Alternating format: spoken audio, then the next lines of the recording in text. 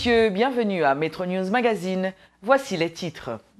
Jovenel Moïse du PHTK et Jude Célestin sont respectivement les deux candidats arrivés en tête des élections présidentielles.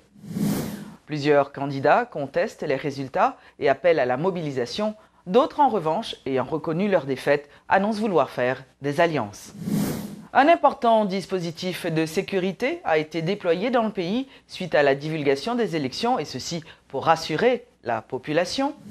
Puis il faut dire que les syndicats de transport appellent à la grève générale les 9 et 10 novembre pour protester contre la hausse des prix du permis de conduire et des passeports. Le ministre de l'Économie et des Finances, Wilson Lalot, déplore l'instrumentalisation des mesures adoptées dans le budget 2015-2016. Dans l'actualité culturelle, la 4e édition de Haïti Fashion Week a débuté ce jeudi. Nous commençons par la proclamation jeudi des résultats partiels du premier tour des présidentielles qui a suscité un ralentissement des activités du trafic, provoquant aussi une tension dans l'aire métropolitaine ce vendredi. Rendu public par le président du CEP, Pierre-Louis Oppon, l'annonce des résultats du scrutin à la présidentielle a donné lieu à des manifestations en série. En effet, suite aux différentes conférences de presse présentées par les candidats contestataires, à savoir Jude Célestin du Parti La Paix qui demande au CEP de respecter le choix des citoyens, de Moïse Jean-Charles de Petite-Dessalines dénonçant le CEP en l'accusant de fabriquer ses résultats pour faire plaisir au pouvoir en place, ou encore de Maryse Narcisse de Formy-Lavalas qui qualifie elle le scrutin du 25 octobre de coup d'État électoral, affirmant avoir gagné les élections. Tous ces candidats ont demandé à leurs partisans de se mobiliser pour défendre leur vote. Nous dénonçons énergiquement, nous disons que le résultat, ça, ce n'est pas le résultat de votre peuple. Là. Nous connaissons, yo connaît. La population haïtienne connaît, l'international, tout le monde connaît qu'il y a eu tricherie. Tout le monde connaît qu'il a fait coquin. Tout le monde connaît qu'il a changé vote. Mais tout le monde qui te bagarre à marcher. Nous-mêmes nous disons, nous pas d'accord avec ce qui passe. Nous disons qu'il faut que vous contrôlez pour que le peuple a résultat vote par là. Parce que c'est pour que vote par là, c'est pour que le résultat par là. Résultat pour que sorti pour la population. Nous allons mener une bataille juridico-politique. Nous allons mener une bataille tout pour nous faire entrer, soi-disant, résultat ça. Nous n'avons pas le choix. Nous venons développer les Haïtiens pour nous dire nous pouvons engager nous non longue bataille dans le pays. Et bataille ça, nous ne pouvons pas camper dans le monde. Formy-Lavalas remporter la victoire. Jean, président Aristide Pédil, c'est un coup d'État électoral. Continuez à mobiliser pacifiquement sur tout territoire pour nous faire un feedback.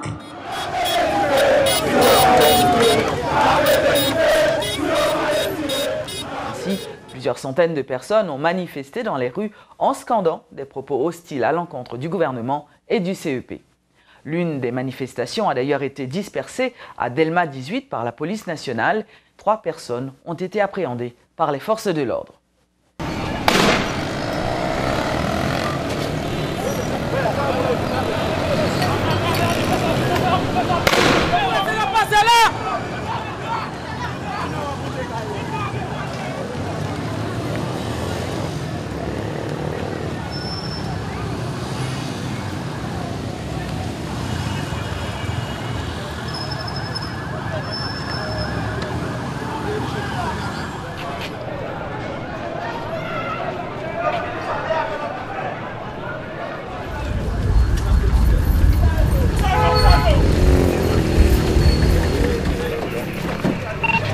Chef.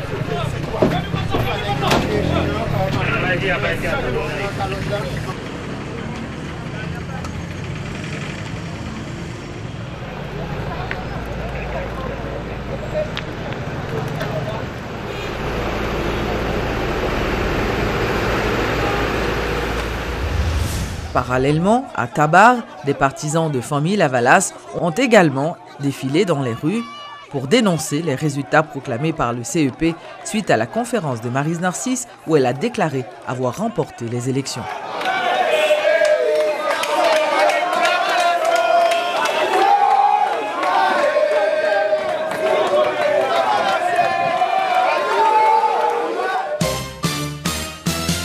Le candidat du PHTK, Jovenel Moïse, qui lui aussi a donné une conférence de presse, n'écarte pas la possibilité de contester les résultats.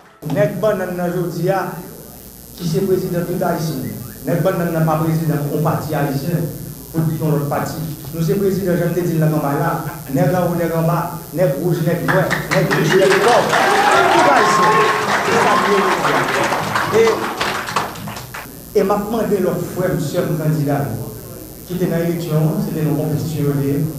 Je dis à l'élection finie, mais nous avons un seul bagage qui te met nous ensemble. Un grain de mot, un grain de maman. Maman, elle est Haïti. Je dis à nous toutes, c'est pour nous qui sommes ensemble. Pour Haïti, ça, pour nous capables de prendre, pour nous continuer. Jean, ça a commencé à faire sur l'administration président Matélia, pour nous-mêmes, sur l'administration PAM, nous tous ensemble. Parce que nous te dit dans la campagne, ce n'est pas 54 nous fous qui sont candidats. C'est 54 nous qui ont dans la tête. Même si je connais 53 autres, je n'ai pas qui vont dans la tête. Nous attendons nous toutes pour nous amener les paysans pendant 5 ans. Rappelons qu'il arrive en tête de ces résultats en obtenant 32,81% des votes. Il est suivi du candidat de la paix, Jules Célestin, qui totalise 25,27%. Moïse Jean-Charles de Petite-Dessalines, lui, apparaît en troisième position avec 14%. Et ce dernier est suivi de Maryse Narcisse de Famille-Lavalas. En cinquième position, on retrouve le candidat de Mas, Éric Jean-Baptiste, suivi de Jean-Henri Séan. Notons qu'aucun candidat n'a obtenu 50,1%, donc un second tour est prévu pour le 27 décembre. Sauveur Pierre-Étienne, qui reconnaît sa défaite, dit vouloir faire alliance avec Jules Célestin pour le second tour. Charles-Henri Becker, qui lui aussi a reconnu sa défaite, a cependant fait remarquer que les résultats ne reflétaient pas la réalité. Ainsi s'ouvre donc la période de contestation des élections présidentielles qui seront entendues par le Bureau de contentieux électoral départemental de l'Ouest, le BCED.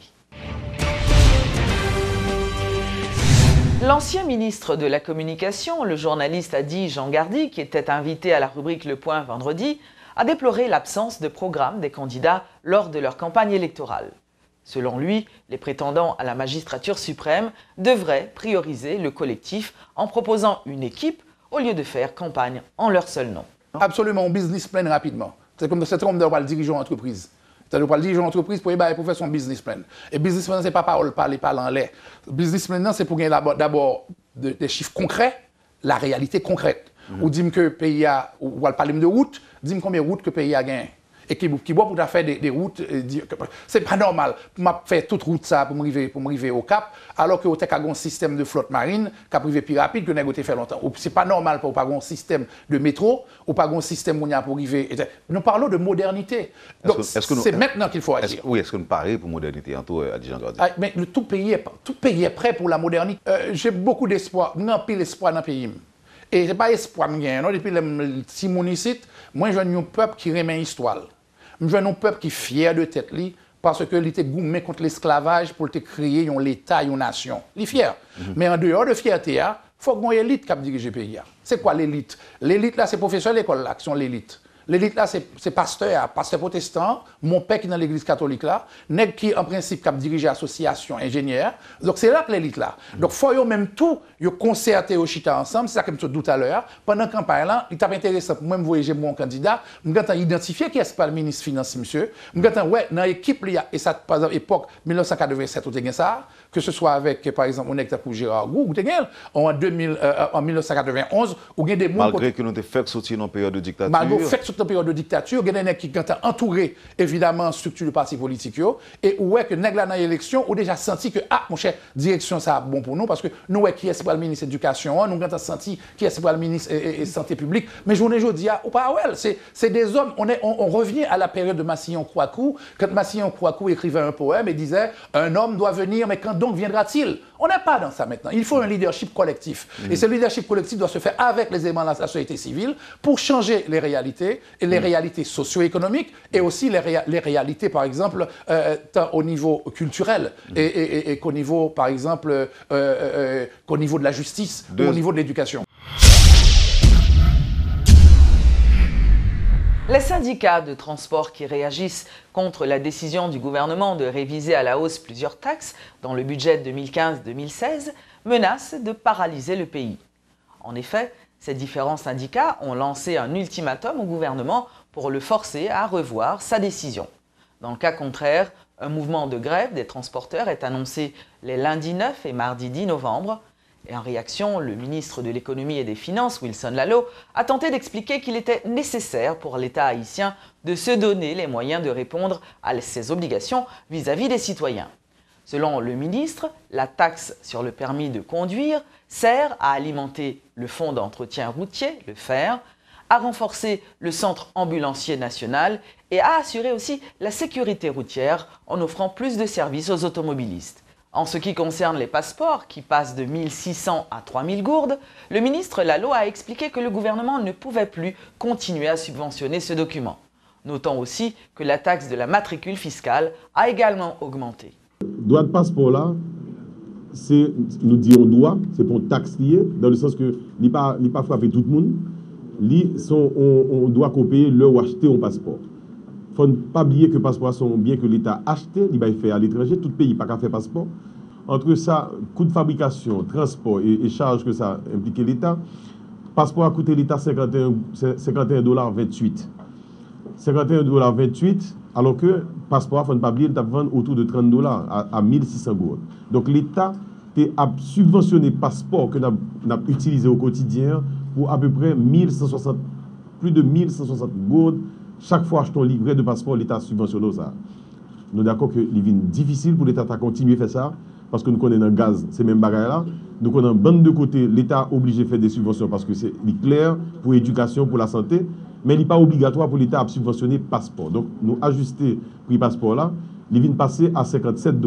Deuxième mesure à parler de lui, qui n'est toujours pas en taxe, c'est permis de conduire. Donc pour permis de conduire là, nous connaissons, c'est là-dedans que l'État prend des frais pour payer fonds, pour mettre dans le fonds d'entretien routier. C'est là-dedans que l'État prend tout pour payer service ambulancier national. C'est là-dedans qu'on prend tout, on fait ça pour faire ça appelle les sécurités routières. Naturellement, nous avons des levées de boucliers qui fait sur lui, nous recevons en correspondance de syndicats de transport qui disent pas d'accord, les prix trop élevés. Eh bien, nous mettons en sourdine, nous mettons en veilleuse, application mesure ça, pour début de janvier. Et on mettait en veilleuse, donc on mettait au moratoire qui pour permettre que, entre-temps, Parlement installé, il y a évalué mesure ça pour voir est-ce que l'État haïtien a continué à fonctionner, à subventionner toute bagarre qui est sous la terre, parce qu'il faut nous suspendre, nous faire seulement, nous traiter de dossiers sérieux dans le pays hier, sur un terrain seulement politique, et puis nous déploré que le service public n'est pas en qualité, n'est pas disponible. Parallèlement, la somme de 2 millions de gourdes qui sera versée aux anciens ministres et aux secrétaires d'État pour leur retraite est tout aussi contestée. La Confédération des travailleurs haïtiens et le mouvement des syndicats haïtiens, arguant que la population est dans la misère et qu'en principe les dirigeants d'un pays travaillent au bien-être d'un peuple, menacent eux aussi de venir renforcer la grève. Entre-temps, on a appris que le gouvernement avait annulé cette décision et le Premier ministre a même annoncé des mesures, en particulier l'augmentation du salaire des policiers. Mais le mouvement de grève est maintenu. Des mesures interdisant l'entrée en Haïti par voie terrestre de certains produits ont déjà porté fruit, selon le ministre de l'Économie et des Finances. Plus d'1 milliard de gourdes ont été collectées par rapport au mois précédent, affirme Wilson Lalot. Il juge ce résultat satisfaisant et appelle les citoyens à continuer à supporter les décisions du ministère dans le cadre de la réforme de l'administration. De septembre à octobre, nous collectons l'équivalent de 5,9 milliards de gourdes. Ça veut dire 1,4 milliard de gourdes en moyenne, en plus que ça n'était fait par rapport à chaque mois de l'année dernière. Ça veut dire quoi? Presque 1 milliard de gourdes comme ça, ils sont sortis seulement par le fait que le produit qui a passé là, il est passé par frontière maritime.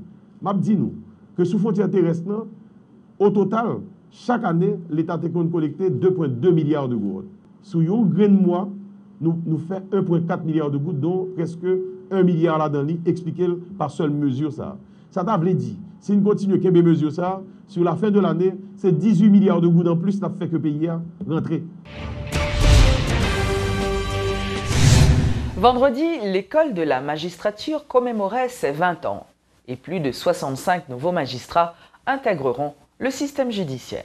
Moi-même, ça qui motive, qui fait pour les femmes dans la magistrature haïtienne, premièrement, c'est constance femme, c'est intuition, pas vrai? Et tout le monde connaît, soit fait psychologie, d'où l'intuition de la femme est beaucoup plus développée hein, que celle de l'homme, pas vrai? Nous connaissons ça. Mais par conséquent, il faut qu'il y ait pile de femmes dans la justice là, et nous travaillons. Nous commençons à travailler, nous travaillons pour ça. Donc moi-même, c'est tout à fait normal pour nous encourager les filles à entrer dans la justice là. Et quand les filles ça lui fait valoir de qualité, pour nous décorer le tout. Donc, il dit nous bien, l'école de la magistrature commence à atteindre cassation, puisque nous avons une mesdames qui était dans la deuxième promotion de l'école de la magistrature, qui déjà substitue à la cour de cassation. Nous avons un pile dans la cour d'appel, nous avons femmes à la cour d'appel, garçons à la cour d'appel, mais qu'on y a là, nous avons à la cour de cassation. Donc, c'est tout à fait normal pour nous avoir satisfaction ça, d'autant plus. Moi, j'ai un ministre qui était un coup d'envoi pour l'école de la magistrature. Il est encore là, hein, et en 2 occasions. Donc, c'est une satisfaction pour nous. Et il faut nous compte. Famille là, il était soudé, et formateurs et ministres, et CSPJ, nous font celle. C'est comme si nous faisons un bloc monolithique, donc pas de problème. Nous travaillons pour la progression de la justice haïtienne. Le projet de l'école de la magistrature qu'on y a là, c'est renforcer l'état de droit par la formation pour une démocratie enrichissante. Donc tout en a formé, nous avons rassuré nos écoles de droit et état de droit consolidé, et la démocratie est beaucoup plus riche en faveur de toute société haïtienne. L'Organisation des Nations Unies pour l'alimentation et l'agriculture, la FAO, a organisé de concert avec le ministère de l'Agriculture un atelier de réflexion de 2 jours pour lutter contre l'insécurité alimentaire et aussi sur la nécessité de produire un cadre légal pour les secteurs des semences en Haïti. Et à l'issue de cet atelier, les différents acteurs du secteur agricole seront en mesure d'améliorer le contrôle de la production et la commercialisation des semences dans le pays. Dans le monde entier, il y a toutes sortes de discussions aujourd'hui de quel genre de semences on accepte ou pas. Mais en Haïti, il n'y a pas même un cadre légal. Donc là, il faut avoir un cadre légal avant qu'on puisse décider quoi à faire, quoi à investir, quelle structure à renforcer. Il y a par exemple les semences hybrides dont on a peut-être entendu parler. Est-ce que c'est quelque chose qu'il faut pas, qui va le contrôler, qui ne va pas? On voit qu'au stade de développement d'Haïti, c'est le plus convenient, ce sont les semences que l'agriculture puisse reproduire pendant quelques cycles de production. Et tout ça, ça doit être inclus dans un cadre légal. La 4e édition du Festival de la mode, baptisé Haiti Fashion Week International, se tient au Caribé Convention Center. La France est représentée pour la première fois à cette activité qui vise à promouvoir la mode haïtienne. La présidente du festival, Maggie Durcé, qui a rencontré la presse, dit espérer des retombées positives pour le pays. Stella a fait le déplacement de l'Italie pour pouvoir venir accompagner la mode haïtienne, nous aider à nous renouveler un peu plus chaque jour, accompagné d'un représentant de la CBS, donc toujours pour permettre à la mode de se performer et pour nous mettre vraiment au niveau standard, et non seulement nous mettre au niveau standard, mais garder cette standardisation pour avoir un label haïtien qui est un label de mode de qualité. On continue parce que Haïti est une réalité, la mode haïtienne est une réalité au niveau esthétique, une réalité au niveau commercial, et ça doit être de plus en plus. Ça part d'ici, ça doit rejoindre tout le monde. Et la mode a ce grand, énorme pouvoir, avec des images, de faire le tour du monde. Et on va y arriver, on va être de plus en plus fort. Il faut y croire tous. Et je crois que tout le monde, tous ceux qui sont ici, tous ceux qui vont être ici ces 5 jours, y croient vraiment. Donc la renaissance d'Haïti, je suis sûre qu'il passe de la mode aussi.